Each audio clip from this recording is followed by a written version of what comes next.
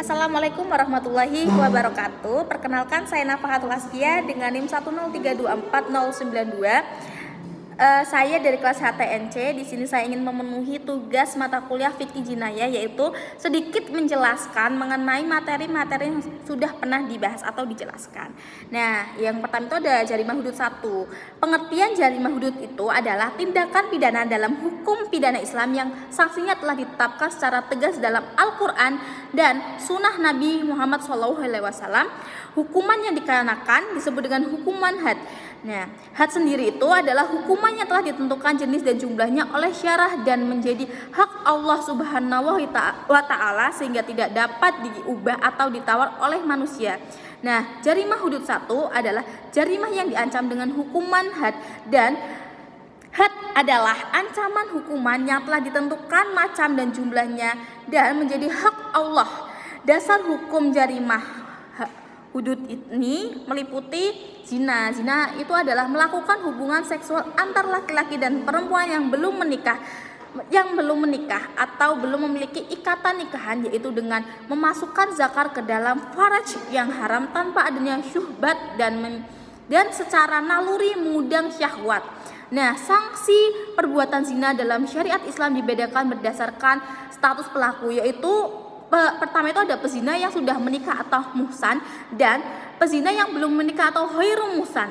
Nah, sanksi bagi pezina yang belum menikah atau ghairu muhsan yaitu hukuman cambuk sebanyak 100 kali dan pengasingan selama 1 tahun. Menurut sebagian ulama seperti Imam Syafi'i dan Imam Ahmad, meskipun ada pendapat lain seperti Imam Abu Hanifah yang hanya mewajibkan cambuk tanpa pengasingan. Nah, hukuman ini berlaku bagi laki-laki maupun perempuan yang belum menikah atau belum pernah menikah. Nah, sanksi selanjutnya itu ada sanksi bagi pezina yang sudah menikah atau muhsan, yaitu dengan hukuman rajab atau dilempari batu sampai mati, baik laki-laki maupun perempuan. Hukuman ini adil berdasarkan dalil Al-Quran dan hadis yang sahih, dan para ulama sepakat tentang kewajiban hukuman rajam bagi pezina muhsan. Nah, pembuktian dan syarat penjatuhan hukuman zina itu pengakuan pelaku sendiri yang dilakukan secara sadar dan berulang atau dengan kesaksian 4 orang saksi laki-laki yang adil yang melihat secara langsung perbuatan zina tersebut. Nah, selanjutnya itu tuduhan zina yang tidak dapat terbukti dapat dikenai hukuman qadhaf atau menuduh zina tanpa bukti berupa 80 kali cambuk bagi yang menuduh. Selanjutnya ada qadzaf, adalah tindakan menuduh seseorang khususnya yang dikenal baik atau memiliki reputasi baik melakukan zina atau perbuatan tercela lainnya yang berhubungan dengan imoralitas seksual. Tuduhan ini harus dilakukan secara terang-terangan tanpa bukti yang sah, baik berupa sanksi yang dapat dipercaya atau pengakuan dari pihak yang dituduh. Nah, sanksi dari qadzaf adalah dalam hukum Islam itu pertama itu ada hukum pokok, yaitu pelaku qadzaf dijatuhi hukuman had berupa cambuk sebanyak 80 kali bagi orang yang merdeka, dan untuk budak sendiri hukumannya itu 40 kali cambuk, setengah dari hukuman orang yang merdeka. Nah, selanjutnya ada hukuman tambahannya itu kesaksian pelaku tidak diterima selamanya dalam perkara apapun. Pelaku dinyatakan sebagai orang fasik, pelaku dosa itu. Terus syarat qadzaf atau menuduh zina itu tuduhan tanpa menghadiri 4 saksi. Pelaku sadar bahwa tuduhannya serius dan terakhir dilaporkan oleh pihak yang dituduh.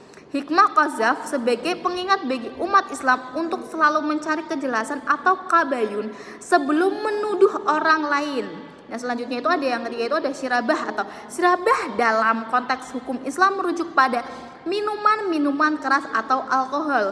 Istilah ini berasal dari bahasa Arab yaitu syarabah yang berarti minum. Islam melarang keras mengkonsumsi minuman keras karena dampak negatif terhadap individu dan masyarakat seperti hilangnya akal sehat, perilaku yang tidak terkendali, dan kerusakan moral. Nah, sanksi hukuman yang paling umum untuk syurabah adalah cambuk. Namun jumlah cambukan bisa bervarian tergantung pada interpretasi dan mazhab fikih yang diikuti. Hukuman ini berlaku tanpa pandang bulu baik laki-laki maupun perempuan. Dan tujuannya itu untuk memberikan efek jera serta menjaga akal dan moral umat Islam. Nah, tujuan sanksinya sendiri itu mencegah dan menghilangkan kebebasan minuman-minuman keras yang dapat menyebabkan kerusakan individu dan masyarakat, dan menjaga akal sebagai salah satu muqasid syariah atau tujuan utama syariah Islam, dan memberikan efek jera agar tidak adanya yang berani melanggar larangan itu. Nah, selanjutnya itu ada jarimah hudud 2. Seperti pada bagian jarimah hudud 1, pengertian jarimah hudud adalah perbuatan-perbuatan yang dilarang oleh syarah yang diancam oleh Allah dengan hukuman had atau takzir. Sedangkan hudud ini terbagi menjadi 2 kategori. Yang pertama, menjelaskan kepada manusia berhubungan dengan makanan, minuman, perkawinan, perceraian, dan lain-lain yang diperbolehkan dan yang dilarang. Nah, kedua, hukuman-hukumannya ditetapkan atau diputuskan agar dikenakan kepada seseorang yang melakukan hal yang terlarang untuk dikerjakan, sehingga jarimah hudud adalah perbuatan pidana yang telah ditentukan bentuk dan batasan hukumannya dalam Al-Quran dan Sunnah Nabi Muhammad SAW. Nah, dasar hukum jarimah hudud 2 itu ada syarikoh atau mencuri, ialah mengambil harta orang lain dengan cara bersembunyi-sembunyi dan dengan cara penipuan. Sanksinya itu dipotong bagi pelaku pencuri, yaitu hukuman potong tangan dalam pencurian hanya dijatuhkan jika terpenuhi syarat-syaratnya. Yang pertama, itu ada harta yang dicuri diambil secara diam-diam tanpa diketahui kepemilikannya. Terus kedua itu barang yang dicuri harus memiliki nilai. Yang ketiga itu barang yang dicuri harus disimpan dalam tempat yang aman, baik dalam penglihatan maupun di suatu tempat aman. Selanjutnya ada riddah atau murtad. Murtad atau riddah adalah kembali dari agama Islam kepada kekafiran, baik dengan niat perbuatan yang menyebabkan kekafiran atau dengan ucapan. Nah, sanksinya itu hukuman mati jika setelah masa tobat orang tersebut tetap pada kemurtatannya. Maka menurut jumhur ulama, ia dijatuhi hukuman mati. Hukuman ini didasarkan pada beberapa tahlil. Nah, syarat-syarat berlakunya jarimah hudud murtad atau ridho itu adalah pelaku adalah muslim yang balik dan berakal sehat. Tindakan dilakukan dengan sadar dan tanpa paksaan. Terus tiga itu perbuatan atau ucapan yang menunjukkan keluar dari Islam, seperti menghina agama, menolak ajaran pokok Islam, atau berpindah ke agama lain. Nah, selanjutnya itu ada buhah atau pemberontakan. Buhat adalah kelompok atau individu yang menentang kekuasaan negara dengan kekerasan dan keluar dari ketaatan kepada iman atau pemimpin yang sah tanpa alasan yang benar dan menghalangi pelaksanaan kewajiban agama maupun negara. Nah, ada 3 unsur pemberontakan. Yang pertama itu adalah pembangkangan terhadap kepala negara, yang kedua pembangkangan dilakukan dengan kekuatan, dan yang terakhir itu adanya niat yang melawan hukum. Nah, sanksinya sendiri itu perang terhadap pemberontak, memerangi buhat sampai mereka menyerah dan kembali taat, dan hukuman mati. Dan hukuman mati diberikan jika pemberontakan membahayakan keamanan dan tidak adanya jalan damai. Terus habis itu ada hukuman takzir atau pengampunan, dan hukuman ringan jika pemimpin memberikan keringanan. Habis itu ada yang terakhir itu ada yang keempat itu ada hirabah atau merampok. Perampok adalah pengambilan harta orang dengan cara kekerasan dan pembunuhan. Sanksi hirabah berdasarkan tingkat kejahatan, mengambil harta dengan kekerasan tanpa membunuh, atau potong tangan dan kaki secara silang atau bersilangan. Terus membunuh dan merampas hartanya itu hukumannya itu mati, dan disalib mayatnya diarak selama 3 hari sebelum dikubur. Itu tuh hanya menakut-nakuti tanpa sampai dikubur. Nah, terus habis itu ada hanya menakut-nakuti tanpa mengambil hartanya, itu adanya hukumannya itu pengasingan atau penjara. Nah, pembuktian jarimah hirabah dapat dilakukan melalui pengakuan pelaku atau ikrar, terus ada kesaksian saksi, terus petunjuk atau indikasi kuat. yang mengarah pada terjadinya tindakan pidana hirabah tersebut. Nah, selanjutnya ada materi kisos dan diat. Kisos dan diat adalah dua konsep penting dalam hukum pidana Islam yang mengatur tindakan pidana terhadap nyawa dan tubuh, khususnya pembunuhan dan penganiayaan. Kisos atau definisi kisos berarti pembalasan yang setimpal atau hukuman balas dendam yang diterapkan pada pelaku tindak pidana yang menyebabkan kematian atau luka pada orang lain. Dalam konteks pembunuhan, kisos berarti pelaku dibalas dengan hukuman mati yang setara, yakni nyawa dibalas dengan nyawa. Terus jenis tindakan pidana yang dikenai kisos yaitu pertama ada pembunuhan sengaja, terus ada penganiayaan yang menyebabkan luka berat atau kematian. Terus syarat pelaksanaan kisos itu ada pelaku harus balik dan berakal. Terus pelaku dan korban sama-sama muslim menurut sebagian ulama. Terus pembunuhan dilakukan dengan sengaja. Selanjutnya ada diat.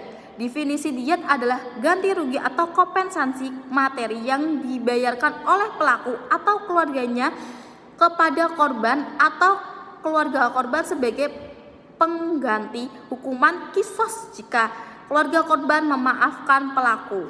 Nah, fungsi diat itu sebagai alternatif hukuman kisos dalam kasus pembunuhan atau penganiayaan menjadi bentuk perdamaian dan penyelesaian secara kekeluargaan. Nah, besarnya diat itu diat diat kabir itu denda besar untuk pembunuh disengaja, misalnya setara dengan 100 ekor unta dengan rincian tertentu seperti 30 ekor unta betina umur 3-4 tahun dan 40 ekor unta betina yang sudah hamil. Diat untuk pembunuh tidak sengaja atau penganiayaan biasanya lebih ringan dan dapat diangsur dalam jangka waktu tertentu.